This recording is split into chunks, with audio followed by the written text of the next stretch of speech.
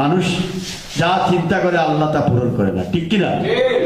আর এই করিডোর বাস্তবায়িত হলেই ভারতের গাড়ি যাবে আমাদের উপর দিয়ে, শুধু গাড়ি যাবে না, তাদের সাধারণ জিনিসপত্র যাবে না, মালামাল যাবে না, এই রাস্তা দিয়ে তাদের আর্মস যাবে, গোলা বারুদ যাবে, তাদের সোলজাররা যাবে। এখন আমার দেশের উপর দিয়ে তাদের রাস্তা দেওয়ার পর তাদের সোলজার, তাদের গোলা বারুদ যদি যায়, ভারতের মতো বিশাল রাষ্ট্র, বাংলাদেশের মতো ছোট রাষ্ট্র, এই রাষ্ট্রের কোন স্বাধীন অস্তিত্ব থাকবে বলেন? থাকবে না। সেই ব্যবস্থা হচ্ছে সংবিধান সংশোধন করে আল্লাহর উপর আস্থা এবং বিশ্বাস, এই কথাগুলো শেখ হাসিনা তুলে দিয়েছে।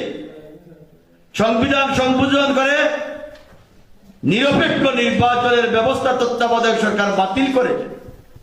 তিনি তার বাপের পথ অনুসরণ করে একদলীয় শাসন ব্যবস্থা কায়েমের ব্যবস্থা তিনি করেছেন, চিরস্থায়ী করেছেন।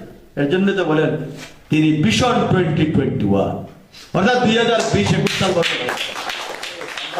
আমি একটা কথা বলে যাই, ম্যান প্রপোজেস গড ডিসপোজেস। মানুষ যা চিন্তা করে আল্লাহ তা পূরণ করে না, ঠিক কিনা? শেখ মুজিবুর রহমান ক্ষমতায় আসার পরে মনে করেছিল আল্লাহর পরে তিনি, ঠিক না? তৎকালীন শেখ মুজিবের জনপ্রিয়তা আসলেই আকাশ চুম্বি ছিল। ওইভাবে হবে ইনশাআল্লাহ। শেখ হাসিনা আর বাংলাদেশের রাষ্ট্রীয় ক্ষমতায় থাকতে পারবে না।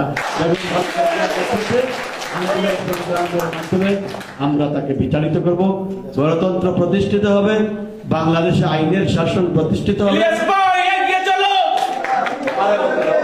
বাংলাদেশে আইনের শাসন প্রতিষ্ঠিত হবে, বাংলাদেশে সুশাসন প্রতিষ্ঠিত হবে, বাংলাদেশে আল্লাহর উপর আস্থা এবং বিশ্বাস, সংবিধান এগুলা পুনঃস্থাপিত হবে, এবং বিদেশিদের দাসত্বের শৃঙ্খলে বন্দী করে যে সমস্ত আইন করা হচ্ছে তাও বাতিল হবে, এবং তারেক রহমান বীরের বেশি বাংলাদেশে ফিরে যাবে।